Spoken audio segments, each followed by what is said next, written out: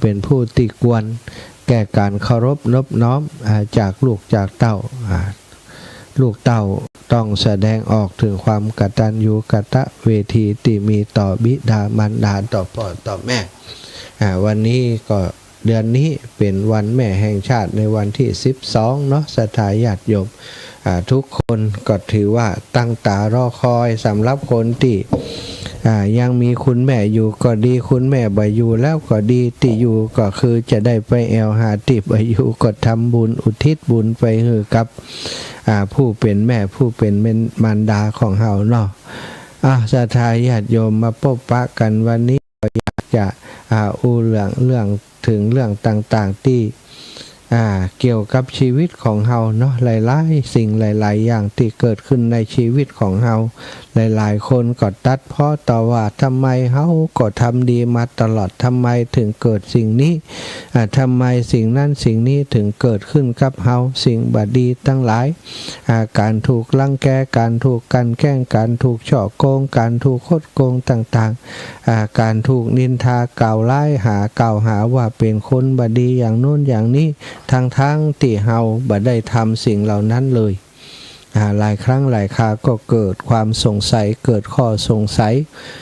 หลายคนก็อาจเกิดความบ่สบายใจ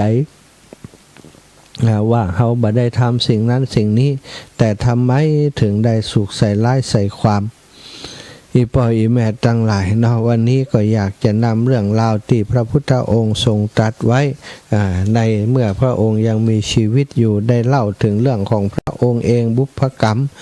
สิ่งต่างๆที่เกิดขึ้นกับพระองค์เนาะในวันหนึ่งณศิลาณแผ่นพื้นศิลาที่ลื่นรมใกล้ๆกับสะอโนดาตในช่วงช่วงด้วยรัตนะต่างๆในละแวกป่ามีดอกไม้มีกลิ่นหอมของดอกไม้นานาชนิดพระพุทธเจ้าทรงเป็นผู้นำสัตว์โลกมีหมู่ภิกษุหมู่ใหญ่ห้อมล้อมประทับนั่งติศิลาอาสน์นั้นทรงพยากรณ์เล่าถึงบุพกรรมของพระองค์ว่าภิกษุทั้งหลายพวกเธอจงฟังบุพกรรมของเฮากรรมที่เฮาเคยทำมาก่อนเมื่อสมัยที่เฮาเป็นภิกษุในสมัยหนึ่งเฮาหันภิกษุผู้อยู่ป่าเป็นวัดในพระพุทธเจ้าพระองค์หนึ่งจึงได้ถวายผ้าเก่าผืนหนึ่งในการนั้นในสมัยนั้นเฮาปรารถนาการตรัสรู้เพื่อความเป็นพระพุทธเจ้าเป็นครั้งแรกผลของการถวายผ้าผืนเก่านั้นให้ผลในความเป็นพระพุทธเจ้าในชาตินี้ในชาติปางก่อนเฮาเกิดเป็นนายโคบาลต้อนโคไปเลี้ยงหันแม่โคกินน้ำขุ่นจึงได้เข้าไปห้ามมันบ่ให้มันกินไหลเข้าคอกไปหาศรัทธาญาติโยมห้ามมันด้วยผลกรรมนั้นในภพสุดท้ายในชาติสุดท้ายเฮากระหายน้ำก็บ่ได้น้ำดื่มตามความต้องการตามความปรารถนาศรัทธามีอยู่ครั้งหนึ่งที่พระพุทธองค์ทรงกระหายน้ำก็บอกอานนท์ว่าอานนท์ไปเอาน้ำมาให้ฉันหน่อยหิวน้ำกระหายขนาดนักนี่พระอานนท์ก็เอาบาตรไปศรัทธาญาติโยมบาตรนี่ใจหลายอย่างนะ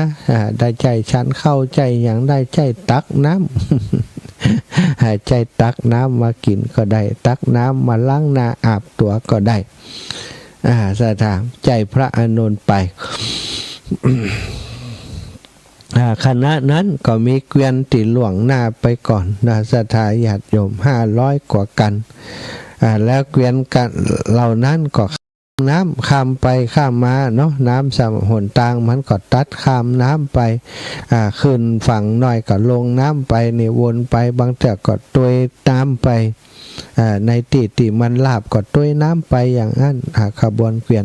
ก็ทำให้น้ำในแม่น้ำนั้นขุ่นอานนท์ก็บอกว่า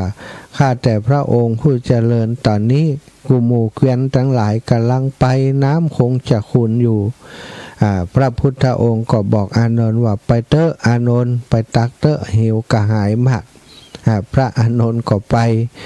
ก็ไปหันว่าน้ำมันขุ่นแต่อีพ่ออีแม่ทั้งหลายดังติกึดไว้ว่าน้ำมันขุ่นแน่นอนก็เกวียนล้อเกวียนไปบอก500 กันคนแหมโลเนาะก็คุณแน่นอนก็ไปหันก็คุณคลักเลยสถาก็ปีกมาระยะทางที่เดินไปก็ไกลอันละกว่าจะปีกมาถึงพระพุทธเจ้าได้แต่บาดเปล่ามาไหนน้ำอานนท์น้ำมันคุณพระเจ้าค่ะอานนท์นี่อย่างใดไปปีกไปตักมาเตอะอานนท์ก็ปีกไปแหมสถาก็น้ำก็ยังขุ่นอยู่อีปออีแม่พระอานนท์ก็บักกล้าจะตักน้ำนั้นมาถวายพระพุทธเจ้าแล้วก็ปิกกลับมาพระพุทธองค์ก็ตรัสว่าอานนท์คุณจังมันเตอะตักมาเลย ครั้งที่3เนาะไปพระอานนท์ก็จ้วงตักมาเลยคุณก็จังมานี่ปรากฏว่าน้ำติพระอานนท์ตักขึ้นมานั้นสถาเป็นน้ำกลายเป็นน้ำใสกลายเป็นน้ำใสทันทีทันใดที่อยู่ในบาตรก็เป็นอัศจรรย์ใจแก่พระอานนท์อย่างยิ่งก็ได้นำประคองบาตรโดยความระมัดระวังนำมาถวายแก่พระพุทธองค์พระพุทธองค์ก็ทรงดื่มน้ำนั้น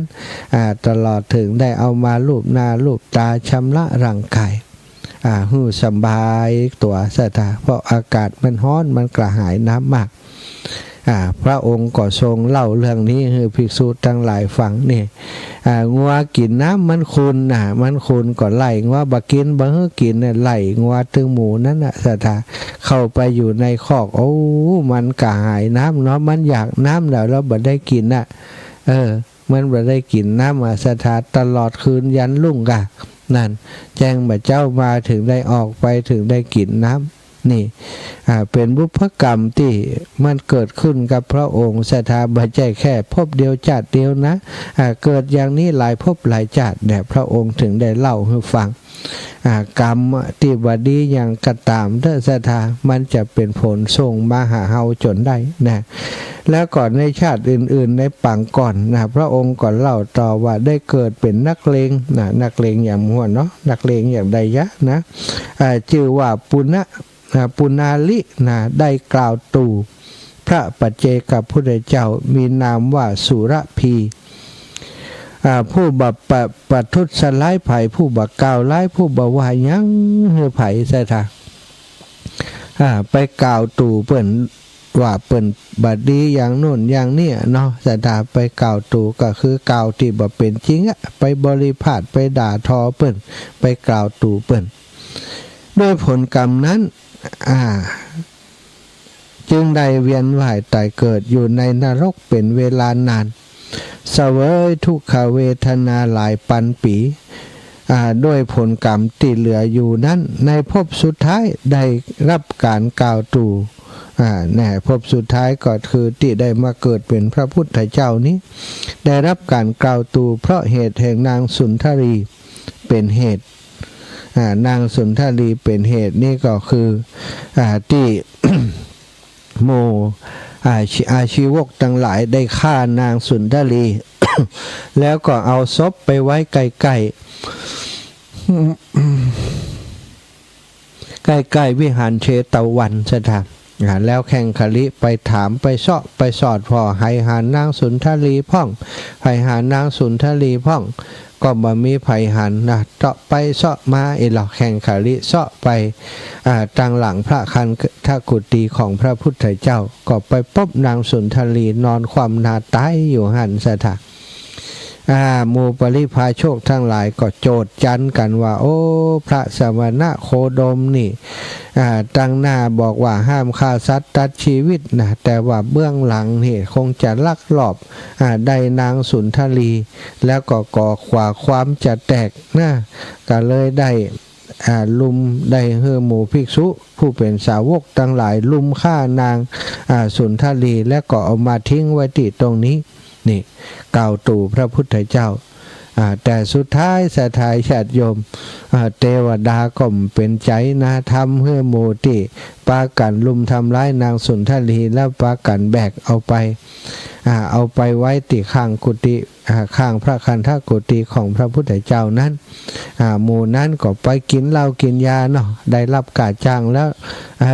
ได้รับกาจ้างแล้วหมู่นักเลงหัวไม้ทั้งหลายนี่มันก็กินเหล้ากินยาปกติอยู่แล้วก็กินเหล้ากินยากันพอกินเหล้าเข้าปากศรัทธาหลงลืมตินัดหมายกันไว้ว่าบ่ฮื้ออู้เรื่องนี้นะไปฮื้อไผฮู้นะพอเหล้าเข้าปากไปก็อู้กันหมดนั้นเต้าฉันเป็นคนทำก่อนฉันเป็นคนฆ่าก่อนนางสุนทรีน่ะบุ๊บไปตีง่อนนั่นน่ะปักกระดิกไปโลเฮากันได้เนี่ยโลได้อันได้อู้กันไปมาบุรุษสอบแนมไปได้ฟังอย่างอันก็เอาความนั้นไปรายงานต่อพระราชาพอพระราชาฮู้ก็เลยไปยับส่งทหารไปยับนักเลงเหล่านั้นมาเค้นถามก็ได้ความว่าพวกอาชีวกทั้งหลายนี่อาชีวกทั้งหลายที่สูญเสียลาภสักการะพอพระพุทธเจ้าเกิดขึ้นคนทั้งหลายก็หันมาเลื่อมใสพระพุทธเจ้าทำให้หมู่เขานั้นเสื่อมลาภสักการะไปก็เลยได้หาทางจะเนี่ยยังได้จะใส่ความพระสมณะโคดมให้ได้เสียหายย่อยยับจะให้คนทั้งหลายบัดต้องมานับถือพระสมณะโคดมต่อไปก็ได้ไปจ้างหมู่เขานั้นทำหน้าที่มาเปลี่ยนเพศฆาตฆ่านางสุนทรีแล้วก็เอาไปไว้ที่ไกลบริเวณพระคันธกุฏิของพระพุทธเจ้านั่นเองเมื่อได้หู้ความจริงแล้วพระพุทธองค์ก็รอดพ้นจากคำกล่าวหานั้นโดยความบริสุทธิ์ศรัทธาแต่ก็เป็นความหม่นหมองอยู่ดีเนาะถูกกล่าวตู่ก็ได้มาที่มีที่มาที่ไปมีที่มาที่ไปด้วยท่านในสมัยที่เป็นนายปุณาลินั้นได้กล่าวตู่พระปัจเจกพุทธเจ้าพระนามว่าสุรพีซึ่งบ่ได้เนี่ยอย่างฮื้อตนเลยเนี่ยบ่เนี่ยอย่างฮื้อไผ่ตุ้ยไปกล่าวตู่เปิ้นว่าเปิ้นเป็นคนบดีอย่างนั้นอย่างนี้ทำให้คนทั้งหลายพลอยเกลียดชังพระปัจเจกพุทธเจ้ารูปนั้นตุ้ยพระองค์ก็มาโดนความจริงโดนมาหลายภพหลายชาติเศษกรรมครั้งสุดท้ายจัดสุดท้ายเพ่นพระพุทธเจ้ายังโดนกล่าวตู่อยู่นั่นเองสัตว์นี่นับภาษาไอ้อย่างกับหมู่เฮาทั้งหลายเศษกรรมของเฮาบอกฮู้ว่ากรรมไอ้อย่างที่เฮาเนี่ยไว้นะที่มันถึงได้มาถึงเฮาเฉพาะเรื่องการกล่าวตู่ก็บ่จะมีครั้งเดียวนะพระพุทธเจ้าโดนกล่าวตู่โดนบริพาทโดนด่าทอหลายครั้งหลายคราเหมือนกันแล้วก็อีกครั้งหนึ่งพระองค์ก็ทรงเล่าว่าได้กล่าวตู่พระเถระนามว่านันทะผู้เป็นสาวกของพระพุทธเจ้ารูปหนึ่งผู้ครอบงำอันตรายทั้งปวงด้วยการกล่าวตู่ว่าพระภิกษุรูปนี้เป็นพระภิกษุที่บดีบูอยู่ในธรรมเป็นผู้มากในกรรมอย่างนู้นอย่างนี้สัทธาได้กล่าวตู่ได้กล่าวคำที่บ่เป็นจริงพระภิกษุนันทะผู้เป็นสาวกของพระพุทธเจ้าแล้วโดยกรรมนี้ท่านจึงได้เวียนว่ายตายเกิดอยู่ในนรกเป็นเวลาถึง 100,000 ปีสัทธากล่าวตู่100,000 ปีอีปออีแม่ทั้งหลายอันนี้วิบากกรรมเมื่อเกิดเป็นมนุษย์ก็ได้รับการกล่าวตู่ตลอดทุกภพทุกชาติได้รับการกล่าวตู่ได้รับการนินทาว่าร้ายใส่ร้ายอยู่เป็นประจำโดยผลกรรมนั้นแล้วก็เศษกรรมที่เหลือเมื่อมาเป็นพระพุทธเจ้าชาติสุดท้ายนี้ก็ได้ถูกนางจินจะมนาวิกามากล่าวตู่โดยคำว่าเป็นจริงท่ามกลางผงชนก็ในเรื่องนี้ก็เช่นเดียวกันพวกเดรัจฉีนั้นได้ประชุมหาลือกันว่าบัดเดี๋ยวนี้หมู่เฮาทั้งหลายนี่บ่มีลาภสักการะเลยหมู่พราหมณ์ทั้งหลายบ่ก่อนนี้ทำบุญกับหมู่เฮาทำบุญในสำนักของเฮาทั้งหลายแต่บัดเดี๋ยวนี้เมื่อการเกิดขึ้นของพระพุทธเจ้ามีมนต์วิเศษอย่างใดบ่ฮู้ไปโดนจิตโดนใจหมู่พราหมณ์หมู่นั้นไปเป็นลูกศิษย์พระพุทธเจ้าไปหมดสมณะโคดมไปหมดพลอยให้หมู่เฮาทั้งหลายนี่ขาดลาภสักการะ เขาจะเนี่ยอย่างใดกันดีอยู่ในเมืองนี้ต่อไปถ้าจะบ่ไหวแล้วกาแต่ไปที่ไหนสาวกของพระพุทธเจ้าก็มีไปทั่วหมดทำให้เขาอยู่ยากอยู่ลำบากปรึกษาหารือกันหัวกุมคำมับกันหมู่ผู้นำครูอาจารย์ที่สอนของสำนักนั้นๆครูตึงหกเนาะก็เมื่อประชุมกันแล้วพอดีว่ามันมีผู้หญิงคนหนึ่งเป็นสาวกเป็นสานุศิษย์ของครูหมู่นั้นที่ประชุมกันได้ฟังเรื่องนั้นก็บอกว่าโอ้อาจารย์ถ้ามีปัญหาโดยเรื่องพระสมณะโคดมนี่จะไปยากยังข้าเจ้านี่เป็นผู้หญิงมีเล่ห์มีมัญญาของหญิงจะทำให้คนทั้งหลายบันับถือพระสมณะโคดมมาได้ก็ได้กะบัญญัติข้าเจ้าจะจัดการเองวะเนี่ยสถานางจินจมนาวิการับอา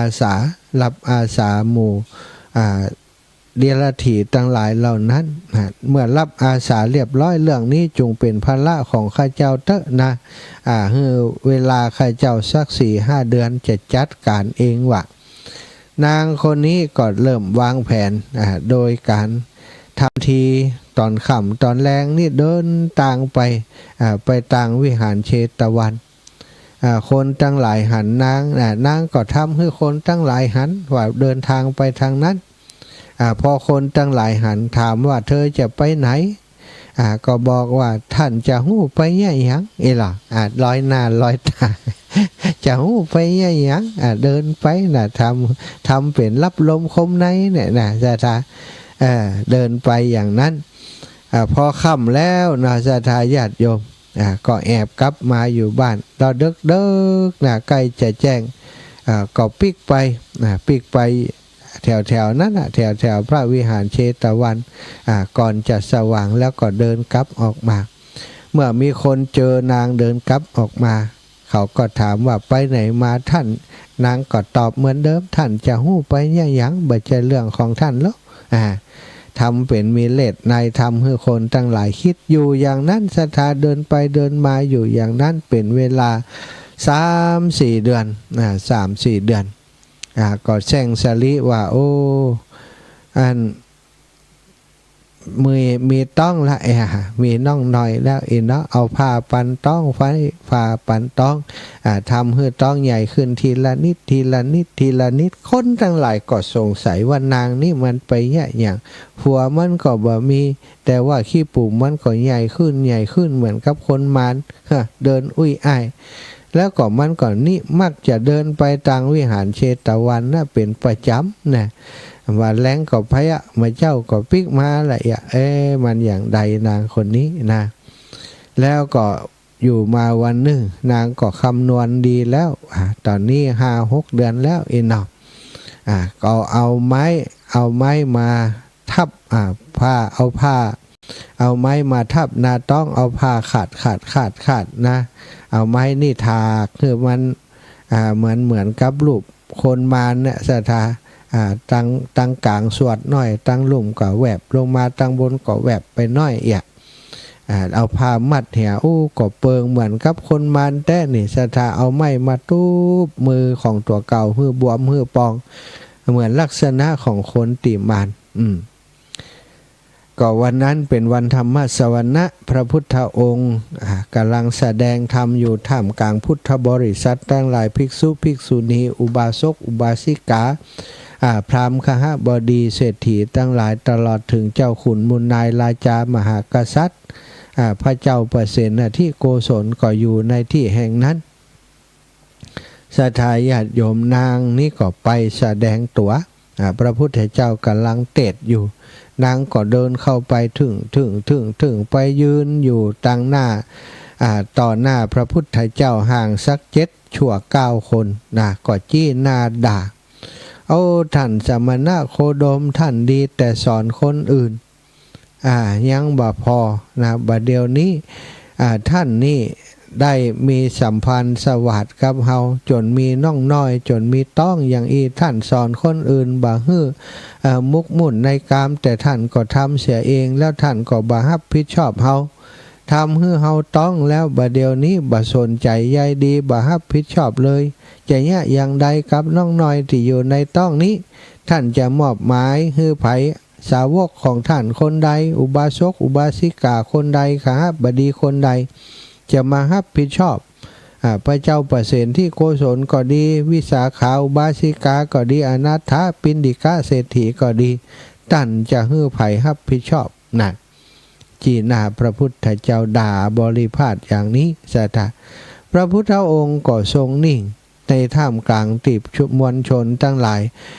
อุบาสกอุบาสิกาพระอรหันต์ทั้งหลายก็เกิดธรรมะสังเวชเพราะว่าหู้ดีว่าเรื่องนี้บ่มีความจริงแต่ก็บ่หู้จะตอบโต้อย่างใดก็ได้นิ่งเสียส่วนผู้ที่เป็นปุถุชนอยู่นะยังบ่มีปัญญาเตื้อผู้เป็นปุถุชนก็มีเอาอย่างอีกาพระพุทธเจ้าอีกามีอย่างกำลังชินจะมานาวิกาแต่โลนี่เนาะพอดูพอขี้ปุ่มแล้วถ้าบ่มีนางจะไปกล้ามันก็ว่าแล้วนะก็หันมันเดินมาทางเนี้ยนะบ่ค่ำบ่แลงก็มาบ่เจ้าก็ไปละเปิ้นมีคนถามก็ว่าเธอจะฮู้ไปอย่างนะวันหนึ่งก็ฮู้เองบ่ต้องฮู้ตอนนี้เป็นว่าอย่างอีเนาะคนทั้งหลายก็ซุบซิบนินทากันขึ้นมาเนาะทำให้สถานที่แห่งนั้นโกลาหลไปในทันทีพระพุทธองค์ก็บอกว่าน้องหญิงเธอพูดจบเลยยังนางจินจามนาวิกาก็คิดว่าบัดเดี๋ยวนี้เข้าทางเฮาแล้วนะคนทั้งหลายเชื่อแล้วว่าบัดเดี๋ยวนี้พระพุทธเจ้ามีอย่างกับเฮา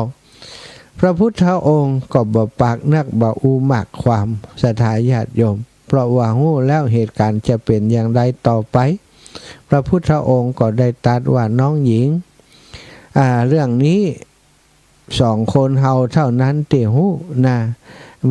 มีน้องหญิงกับเฮาเท่านั้นที่ฮู้ว่าเรื่องนี้มันเป็นอย่างใดพระองค์ตรัสแค่นี้ก็ทรงนิ่งเสียในขณะนั้นสถานที่นั่งของพระอินทร์บรรดุกำพลศิลาอาจของท้าวสักกะเทวราชปกตินั่งไปนี่มันนุ่มเหมือนสบายสถาญาติโยมยุบลงไปตามเตี่ยน้ำหนักได้กดทับลงไปมันอ่อนมันนุ่มมันสบายเหมือนเบาะนวมหรือว่าโซฟาที่มันนิ่มๆเนาะแต่ว่ามากกว่านั้นนะเพราะว่าอันนี้เป็นของทิพย์นะสถาโซฟาที่มีอยู่มันของมนุษย์ทำอันนี้เป็นของทิพย์นะบรรลุกำพลศิลาอาจนี้โดยบุญของท้าวสักกะนั่นเองที่เปิ่นทำไว้เนาะก็แข่งกระด้างขึ้นมาหนังบะสำลานต้องมีเหตุการณ์อย่างเกิดขึ้นแน่นอนก็ได้ส่องเน็ตลงมานะได้แลลงมามองลงมาพอว่ามันมีเหตุอะไรอย่างเกิดขึ้นที่ไหนพ่อง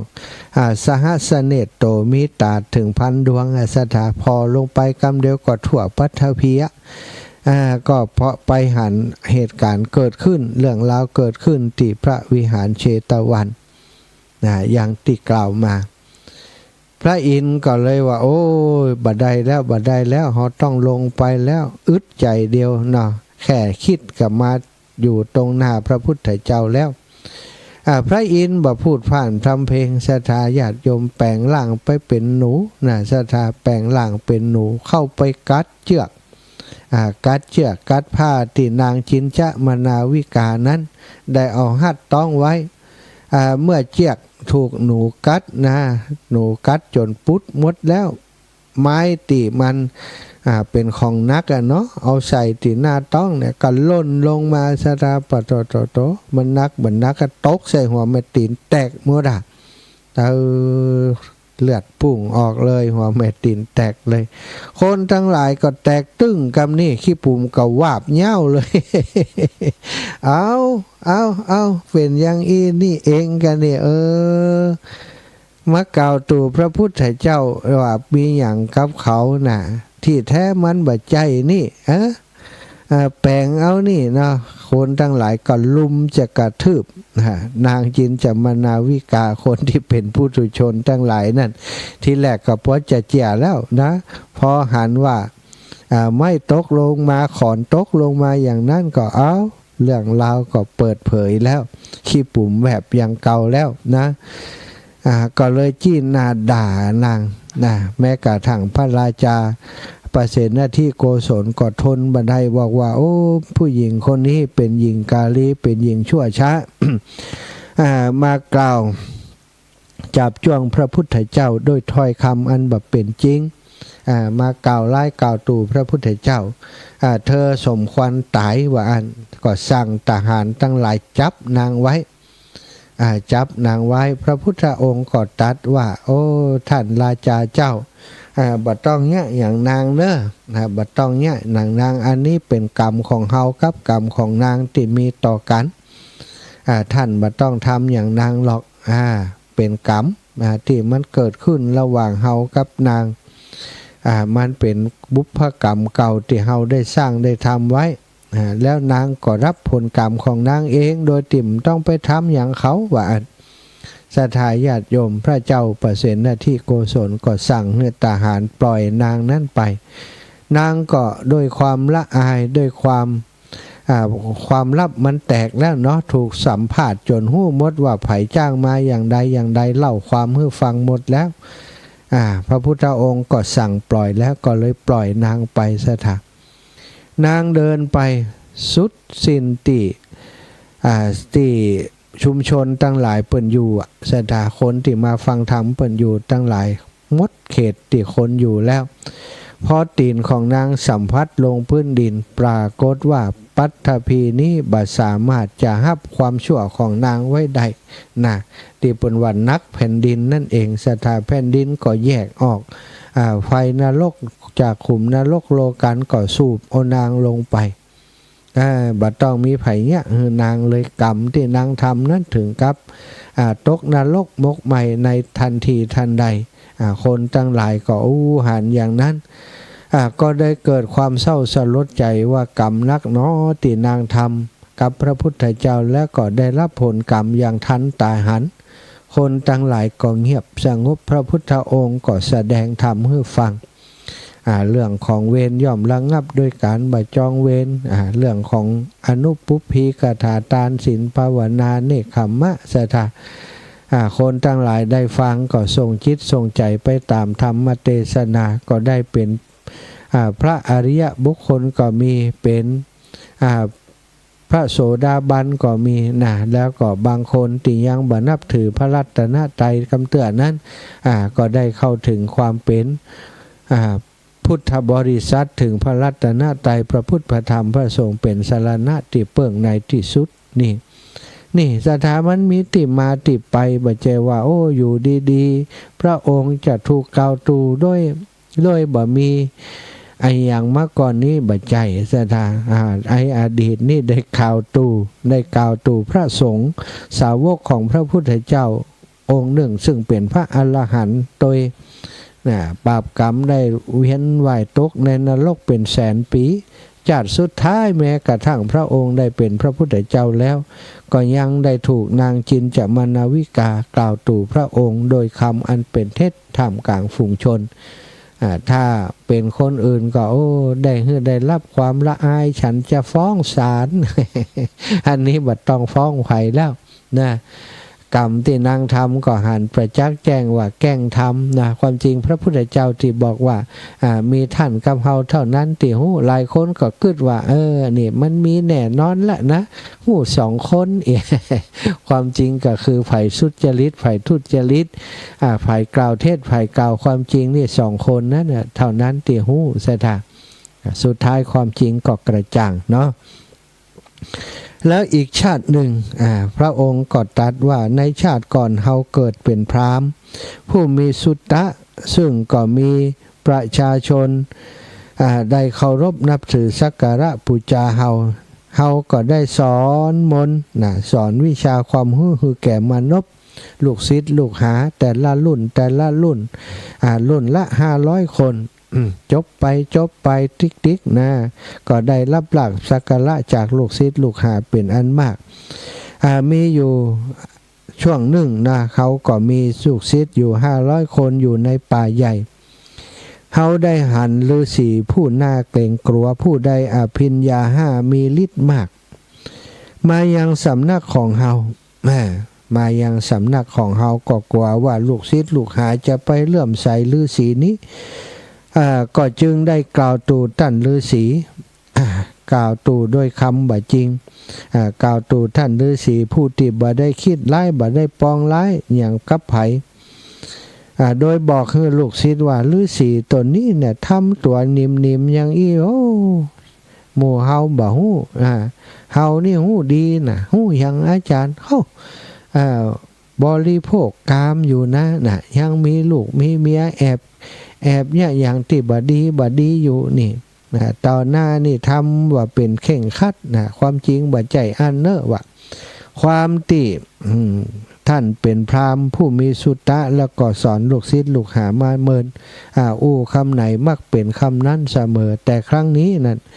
ได้กล่าวตู่ลูกศิษย์ลูกหาก็คิดว่าเป็นคำที่เป็นจริงก็ได้เชื่อในสิ่งที่อาจารย์ของตนได้กล่าวนั้นตั้งแต่นั้นมานพทั้งหมดก็ไปเที่ยวหาอาหารในตระกูลตั้งหลายก็ปากันบอกประชาชนว่าฤาษีตนนี้นั้นมักบริโภคกามมาคุณอยู่มักบริโภคกามมาคุณอยู่ทำให้คนทั้งหลายก็บ่อยากจะใส่บาตรให้ท่านฤาษีรูปนี้ทั้งที่เป็นคนดีนะศรัทธาปฏิบัติดีปฏิบัติชอบบัพประทุษร้ายไผเป็นผู้มีธรรมะเป็นผู้มีอภิญญาจริงแต่โดยกล่าวตู่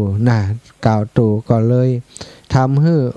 คนทั้งหลายบัดใส่บาตรให้ท่านฤาษีโดยผลกรรมนั้นภิกษุ500รูปเหล่านั้นก็ได้รับการกล่าวตู่เพราะนางสุนทรีเป็นเหตุ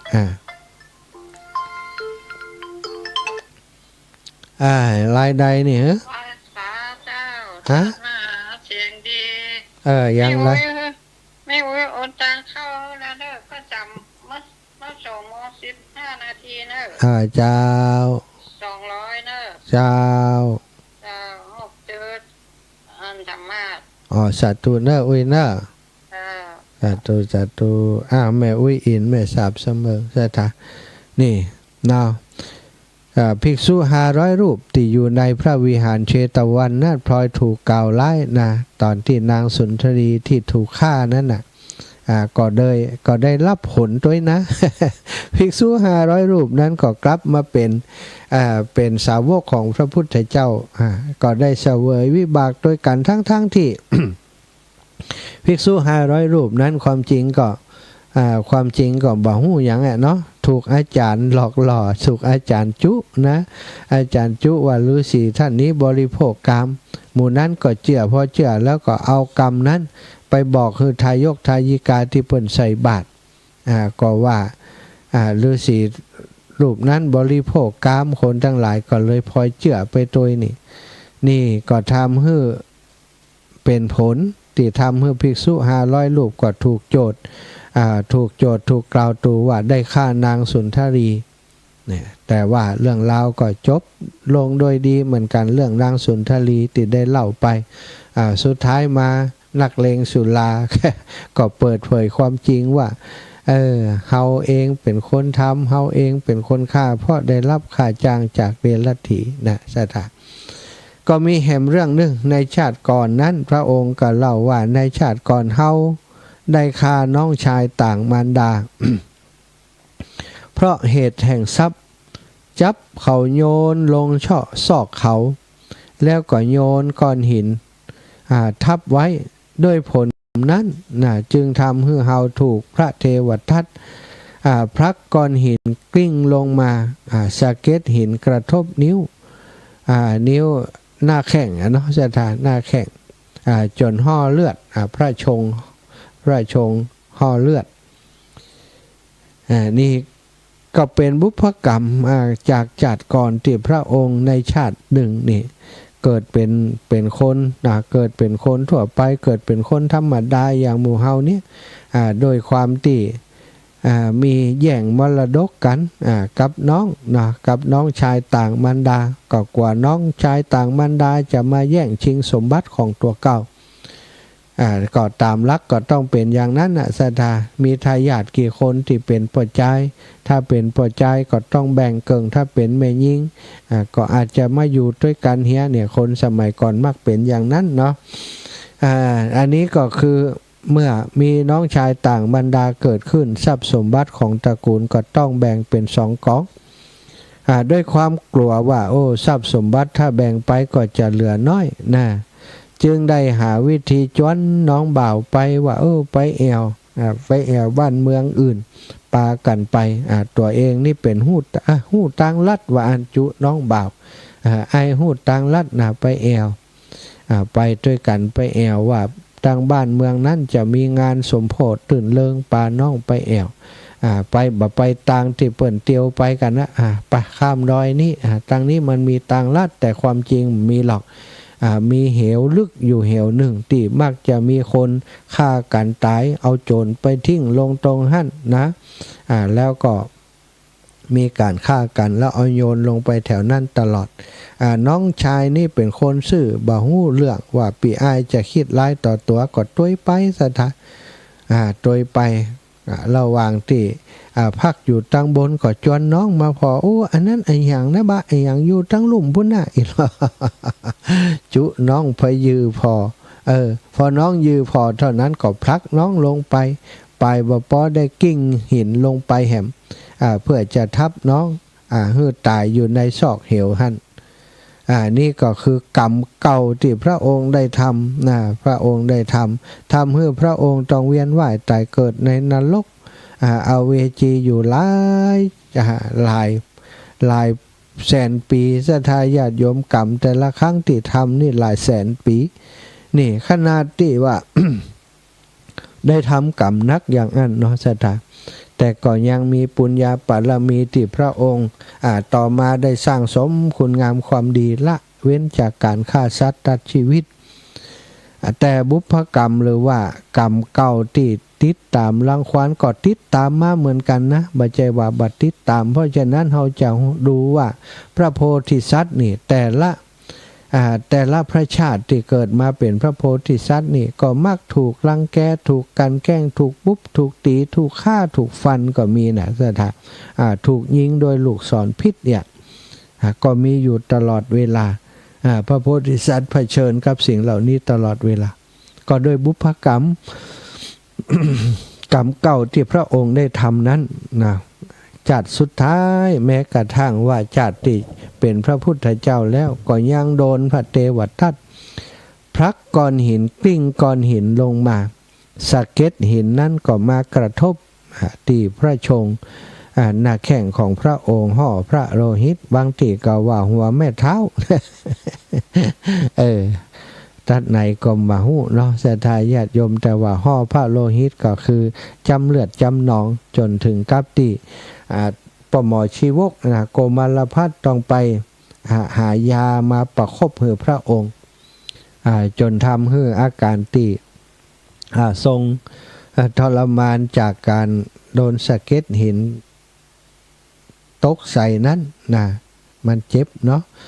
ก็บรรเทาเบาบางแล้วก็แผลก็หายในที่สุดแค่คืนเดียวเสียทีนี่ก็เป็นบุพกรรมหรือว่ากรรมแต่อดีตชาติที่พระองค์ทำให้ต้อยมาถึงชาตินี้เนาะศรัทธาญาติโยมเหลือเวลาแห่มประมาณ10 นาทีเนาะในชั่วโมงนี้ก็จะปั้นเวลาให้ศรัทธาญาติโยมได้โทรเข้ามาวันนี้จะอยู่ด้วยกัน2 ชั่วโมงเนอะพังใกล้กันเต้อยังมี เรื่องราวนี้ต่อไปอยู่เนาะศรัทธาเพราะว่า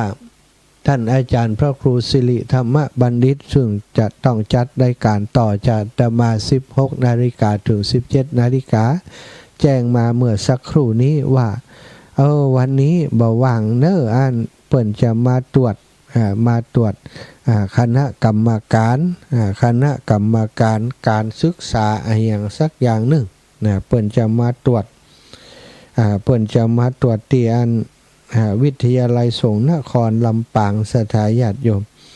ทำให้ท่านอาจารย์สามารถจะจัดรายการในช่วง 4 โมงได้ ติดคกกคณะกรรมการประเมินนะมาตรวจประกันคุณภาพวิทยาลัยสงฆ์นครลำปางอยู่ติดอยู่บ่ได้เข้ารายการเนาะสถาบ่เป็นหยังแทนท่านอาจารย์ไปแหม1 ชั่วโมงแต่ว่าชั่วโมงนี้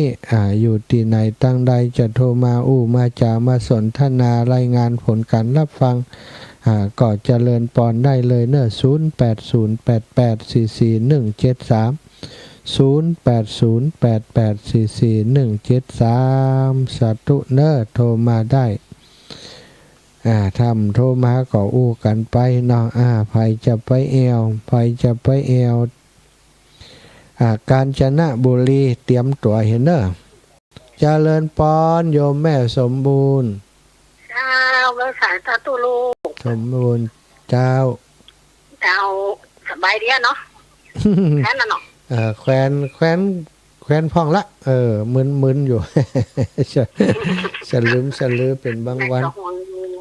ห่วงอยู่รักษาตัวให้ดีเจ้าแม่เกิดปีหน้าเกิดทันได้ทุดงคำลูกตัวบสมบูรณ์กับบ่ไปเนาะพอก่อนไกลอยู่ปีหน้านี่จะถึงหัวไปก่อนปีหน้าแหมหูเนาะเจ้าสาธุนะแม่นะเจ้าไว้สาธุลูกสาธุแม่สมบูรณ์บ้านไร่ศิลาทองแฟนประจำอันนี้ฟังรายการของวิทยาลัยสงฆ์นครลำปางเกือบทุกช่วงเนาะเกือบจะทุกช่วง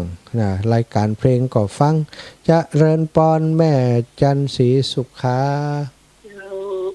สาธุแม่ฟังอยู่เนอลูกฟังอยู่ที่ไหนจะฟังอยู่เมืองฝางเจ้าเมืองฝางกะทางนี้วัดพระบาทอุดมเจ้าวัดพระบาทอุดมนี่เนี่ยอยู่ที่อำเภอฝางเนาะฝนตกก็จะมาตกเจ้าฝนมาตกเลยอยู่ไกลเฮิมแล้วตะวานี่ตกเนาะเจ้าตะวาตกวันนี้นิ่มตกเนาะวันพุธอาทิตย์ตกก็วันพุธอาทิตย์กับวันนี้ก็แดดตกนะ แดดตกทั้งเพวันนี้ตกแดดแดดร้อนมีฝนกำเตือนมีกระแดดซะแหละได้สาธุเนอดีแล้วกว่าน้ำท่วมแม่อายตะวาน้ำก่อนนักสาธุแม่ตะวานี่แม่อายน้ำนองเนาะน้ำนองแล้วก็แม่อายเมืองนะเชียงดาวนี่แถวเชียงดาวนี่น้ำท่วมหลายจุดนะสถานมันก็ตกบางตีนะแม่ห้องสอนเชียงดาวนะแถวนี้แถวพื้นที่ใกล้ๆกันฝนตกเยอะนะในปริมาณเยอะน้ำก็เลยท่วมบริเวณนั้นก็น่าเป็นห่วงอยู่ตะวันนี้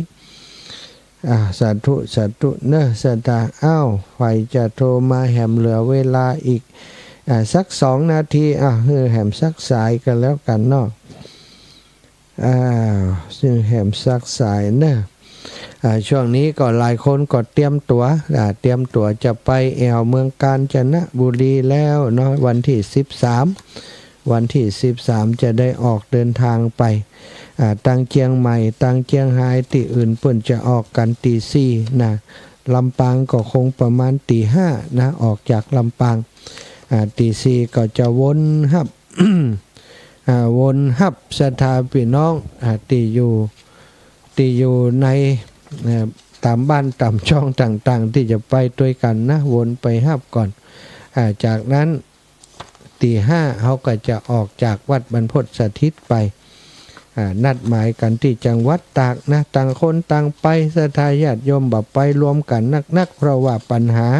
เวลาไปด้วยกันนักการจราจรอย่างต่างๆนี่จะลำบากเนาะจะลำบากกับผู้เพื่อนร่วมทางไปด้วยกันเนี่ยเพิ่นจะแซงก็แซงไม่ได้แซงยากนี่นะไปกันทยอยไปกันแต่เป้าหมายก็คือกาญจนบุรีไปถึงกาญจนบุรีก็เตะห่อเข้าพักผ่อน พักผ่อนที่กาญจนบุรีเนาะช่วงนี้ก็คงบ่มีไฟโทรมาแล้วจะเปิดสายจะ เปิดเพลงในรายการให้ฟังสักเพลง2เพลงพักผ่อนสักกรรมเดียวก็จะเข้ามาพบปะกันใหม่เนอะ15:56 นาทีสะดะ